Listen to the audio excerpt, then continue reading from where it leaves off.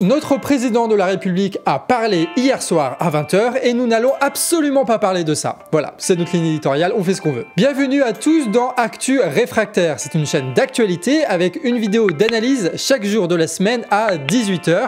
En moins de 10 minutes, on aborde plusieurs sujets dont on entend assez peu parler ailleurs. Et à chaque fois, si tout va bien, nos sources sont en description. Alors si ça te plaît, pense à t'abonner et c'est parti pour l'actualité.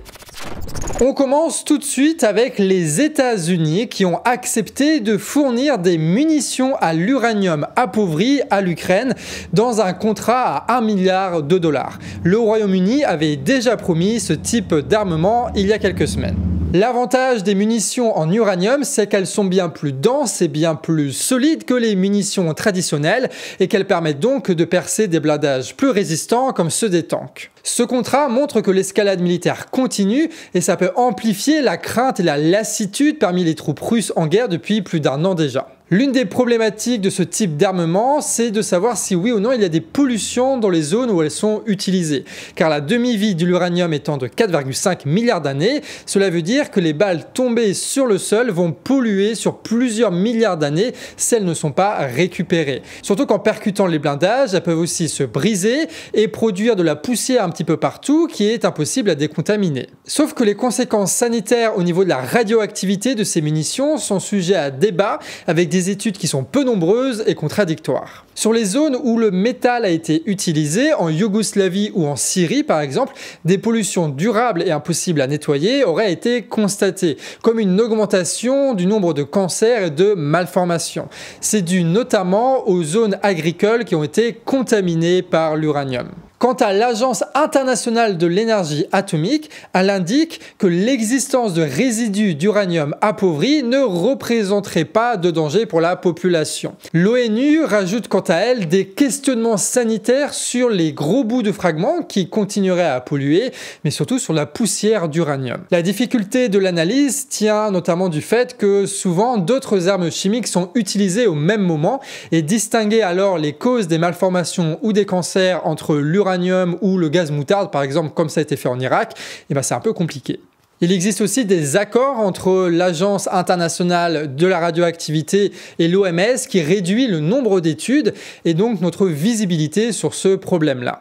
Quant à l'escalade militaire, la prochaine étape a déjà été dévoilée puisque le Royaume-Uni vient d'accepter le retour d'armes nucléaires états-uniennes sur son propre territoire. Et comme on l'expliquera dans une très prochaine vidéo sur la chaîne du Canard Réfractaire, l'escalade militaire est aussi un moyen pour relancer l'industrie de l'armement et signer de nouveaux accords. On quitte l'Ukraine pour aller maintenant en Allemagne où on peut constater un fort exode de la population à l'étranger dans un pays où déjà la natalité est en berne. Cette année, l'Allemagne a connu 270 000 départs vers l'étranger, c'est un record depuis 2016. Les départs se font principalement vers les États-Unis, la Suisse et l'Autriche et concernent principalement des hommes diplômés dans la trentaine. Cette fuite de cerveau crée un manque de main-d'œuvre dans le pays et une perte sèche pour le pays qui a formé des ingénieurs et des docteurs sans que les entreprises nationales n'en tirent profit. Pourquoi est-ce que les jeunes Allemands quittent leur pays? Il y a plusieurs raisons évoquées par les différents articles, notamment de Courrier International. Déjà parce que le travail en Allemagne, pour tout un tas de raisons, est assez peu attractif pour les salariés.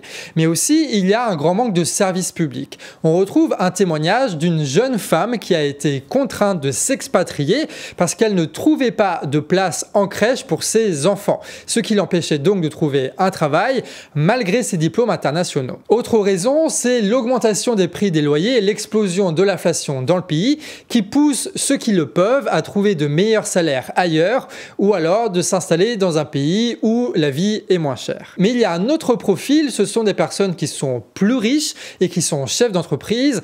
Ils quittent le pays parce que l'imposition serait trop forte, tout comme la bureaucratie. En plus plus de ça, l'Allemagne a connu récemment de forts mouvements de grève sur la question des salaires, ce qui a forcément rogné aussi la part des marges de différentes entreprises. Il y a donc un mouvement de délocalisation qui s'organise en Allemagne, notamment vers les États-Unis qui proposent de grosses subventions, mais aussi vers la Chine, comme l'entreprise BASF qui est la plus grande firme de chimie au monde qui a annoncé des délocalisations.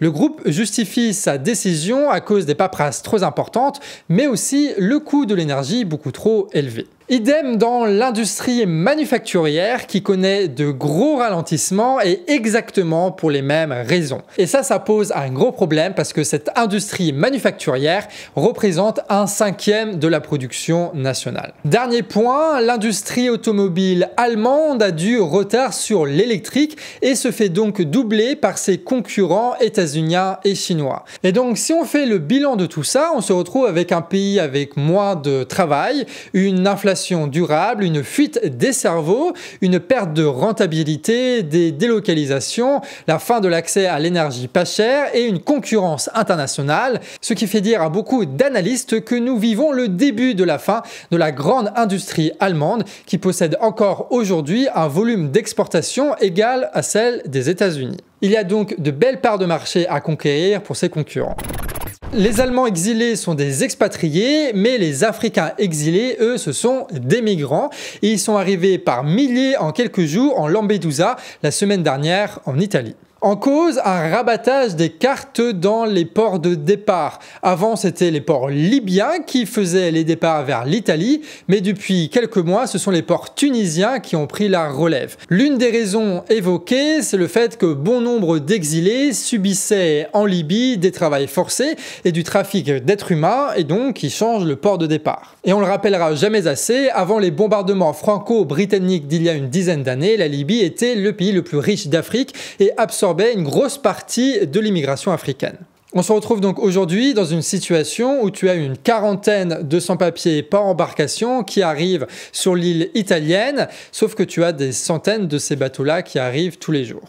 La France a annoncé à travers son ministre Darmanin qu'elle était prête à venir en aide à l'Italie en fournissant des forces de police à l'Italie pour mieux protéger ses frontières extérieures. Le pape, quant à lui, est intervenu dans la scène politique la semaine dernière en adressant un message d'accueil aux réfugiés lors de sa messe au Vélodrome. De leur côté, les exilés ont tenté de se révolter pour avoir un peu plus de nourriture et d'eau. Ils ont ainsi bloqué des routes en montant des barricades. Sans transition, maintenant on revient le 9 septembre dernier quand plusieurs milliers de manifestants écolos bloquaient une autoroute à La Haye en l'occupant tout un week-end. Le mouvement Extinction Rebellion a revendiqué l'action et souhaitait occuper l'autoroute jusqu'à ce que le gouvernement arrête de subventionner les énergies fossiles. Le chiffre des manifestants allait de 10 000 pour la mairie à près de 25 000 pour Extinction Rebellion. La police a procédé à plus de 3 000 arrestations de manifestants, dont Caprice Van Houten, l'interprète de Mélisandre dans Game of Thrones. Cette série que j'ai vue avec Boromir dedans. Et depuis, l'action s'est refaite presque tous les jours, des fois juste avec quelques centaines de manifestants, mais XR a tenu sa promesse de poursuivre l'action jusqu'à avoir une réponse satisfaisante du gouvernement néerlandais. Fait intéressant, dans un communiqué adressé au gouvernement, 4 des principaux syndicats de la police hollandaise demandaient à ce que les activistes soient reçus par le gouvernement, car cette police n'est pas en capacité d'encaisser le choc d'une mobilisation sur la durée. C'est là-dessus qu'on termine cette actu réfractaire, j'espère que tu as appris des choses, et on se retrouve donc demain à 18 h pour une prochaine analyse de l'actualité. Sur ce, des bisous.